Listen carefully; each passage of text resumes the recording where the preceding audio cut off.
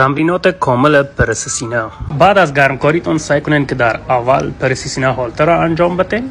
5 ست انجام بدین، 2 ست اول گرمکاری، 3 ست دیگر تا حد امکان سنگین انجام بدین. سعی کنین که تمرکز داشته باشین و همچنین استراحت بین ست هایتون 1 دقیقه تا 1.5 دقیقه باشه. خب بعد از این پرس سینه دامبل میریم. سعی کنین که حرکت 4 ست انجام بدین با تکرار 8 الی 12 و با استراحت 1 دقیقه بین ست هایتون. اگر منظورتون افزایش وزن است سعی کنین که سنگین انجام بدین، غیر از سعی کنین حرکات سبک انجام بدین، کدام مشکلی ندارد.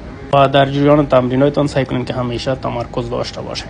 میریم به طرف حرکت بعدی که بالا سینه هالتر است. سعی کنین که هم 4 ست تا 5 ست انجام بدین، 1 ست اول گرمکاری و 3 ست دیگر سنگین انجام بدین. ستتون سعی کنین 10 تا 12 تا تکرار باشه و استراحت بین ست هایتون هم سعی کنین که 1 دقیقه تا 1.5 دقیقه باشد. بعد از او سعی کنین که بالا سینه دستگاه انجام بدین. 4 ست انجام میدین با تکرار 8 الی 10 و با استراحت 1 تا 1.5 دقیقه بین ست هایتان.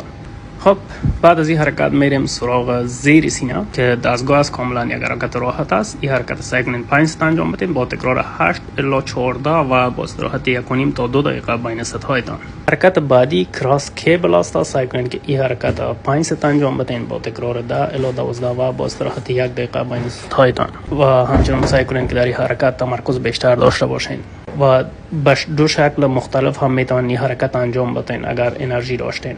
خب دوستان صفحه ما را سابسکرایب کنین به خاطر ویدیوهای بعدی.